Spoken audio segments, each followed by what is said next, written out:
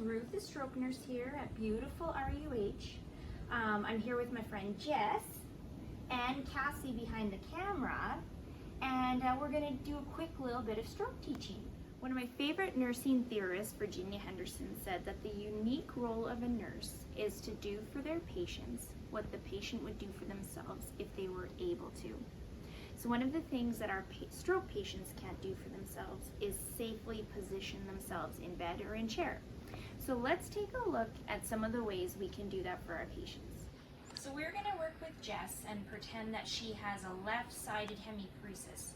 You will see a left-sided hemiparesis in a patient who has a right subcortical or lacunar infarct or a right MCA type of syndrome. So really easy. We've propped up her left arm on a pillow. We're trying to protect her shoulder, her elbow, her wrist, as well as prevent or ease any dependent edema she might experience because that arm is flaccid. When we move down, we also have her leg propped up on a pillow. Again, we're protecting her joints for sure, but also alleviating pressure on the back of her heel because she maybe has hemisensory issues as well, so can't feel that there's problems or pressure on her heel, but also she can't move it to alleviate and shift pressure. So that's how we would position a left hemiparetic patient on their back. So here we have Jess laying on her unaffected side. So her right side moves, she can feel it, it's fine. It's the left side here she's still experiencing hemiparesis in. So you want to try and have her head and her back aligned and straight. You want her shoulder and her pelvis to kind of be rolled forward a little bit. Again, her affected arm and leg are supported on pillows just for the same reasons we supported them when she was moving on her back. Now we've all seen those patients that don't have a pillow under that affected arm and their arms, like it's crazy, you go in and because they can't feel, they can't move, they can't self-correct. So you are really, and when you're moving these patients, you want to support their limbs. You don't just grab it and move it around. That can be really hard on the joints. So you want to support them as best you can when you're being the arm that they can't control for themselves. And then gently rest it. How's that feel, Jess? Comfy enough? Yeah, great. Okay. There's also a pillow under the back so she won't kind of tend to roll back onto the back. I have Jess laying on her hemiparetic or her affected side. So she's laying on the left side that's having the paralysis. So you want to protect the shoulder. Watch that they're not laying right on the shoulder. Kind of bring it forward a little bit. Arm flat, palm up. And then the affected leg, her left leg, is again kind of back and just knee slightly bent. You don't want to position patients for long periods of time on their affected side, especially if they have hemisensory issues because they can't feel if there's wrinkles or sensory issues happening that a normal body would say, oh, time to move. But it's certainly important to get them onto that side when they're immobile. Okay, so here we are finally with Jess sitting up in bed. And let's remember Jess is a right MCA stroke and she is neglecting her left, so she's not aware of it, she's inattentive, she has a gaze preference over to the right hand side. And so if I didn't have her propped up like this, you know what Jess is gonna do? Oh no, she's leaning way over to the left. So that's why we get this pillow all up in her business under that shoulder, protecting the shoulder. And again, we just elevate that left hand to try and protect the elbow, protect the wrist, and prevent any kind of edema. The other thing that's kind of tricky with right MCAs is they can really have a gaze preference where they don't want to look over this way at all. So trying to get a pillow to kind of get their face over this way is tricky, but you can work on doing it. The other thing is put anything stimulating onto the left-hand side so that they want to turn their head. So if you have a room with a window, have that window on the left side of their bed. If family comes to visit, for sure these patients are going to be tired because stroke is tiring, so give them a break, let the family go to the right-hand side. But once in a while, have them come to visit on the left. So again, the patient wants to come over to the left. And because I'm so stimulating, Jess is going to look over.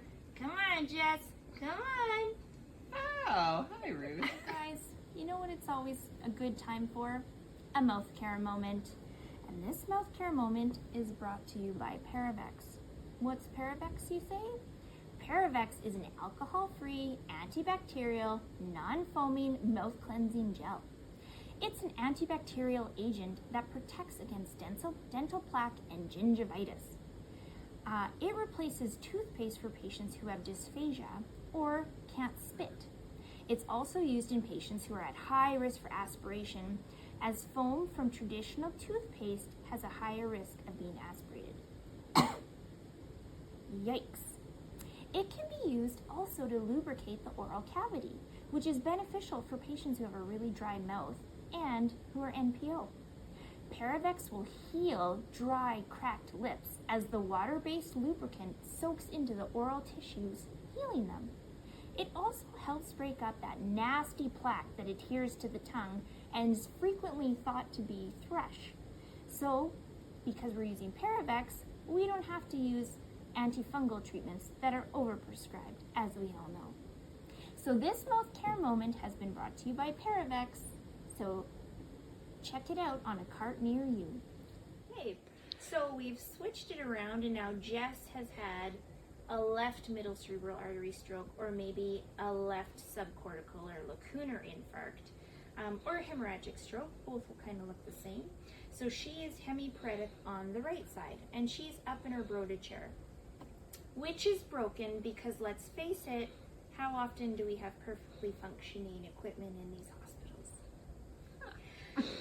So depending on what kind of chairs you have, your occupational therapist may have fit your patient with a chair that will have a tray to actually support this arm, or maybe a curved hand rest that their hand can kind of curl around. Most of the time with our stroke patients, not most of the time, but sometimes they will have a grip that we have to open up, trying to prevent any contractures. So you might want to even put a little face cloth in their hand to help prevent it from tightening right up, lots of tone. But you certainly want to, again, protect the elbow, protect the wrist. Because she's a left MCA and has right-sided hemiparesis, she's going to want to lean over to the right again, so you kind of prop that pillow right under her shoulder to help her kind of sit up, because you want her as aligned as she can be.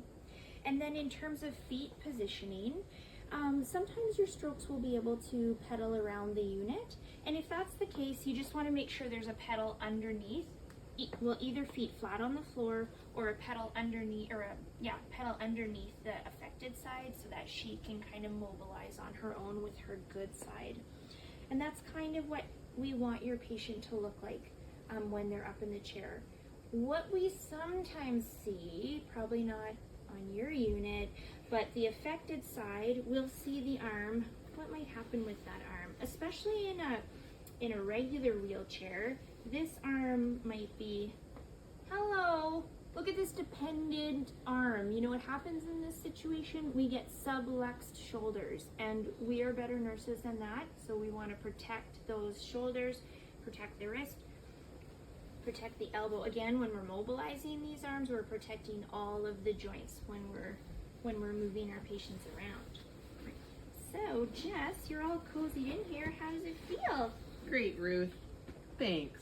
Okay, well, that wraps up positioning your patient in bed and chair. Sometimes there'll be a stroke patient that needs a little extra help, and so you can talk to your physiotherapist or occupational therapist about different kinds of tools or modalities to help with your patient and do, support some of those challenging tone issues or flaccid issues that your patients might have. I want to remind you and encourage you that you can do a lot with a little. A few pillows goes a long way. If you're short on pillows, you can use some flannels to kind of support those affected limbs. Either way, you're exceptional nurses, and I know that you're going to provide exceptional care to your stroke patients. And as always, I would like you to save lives and improve functional outcomes.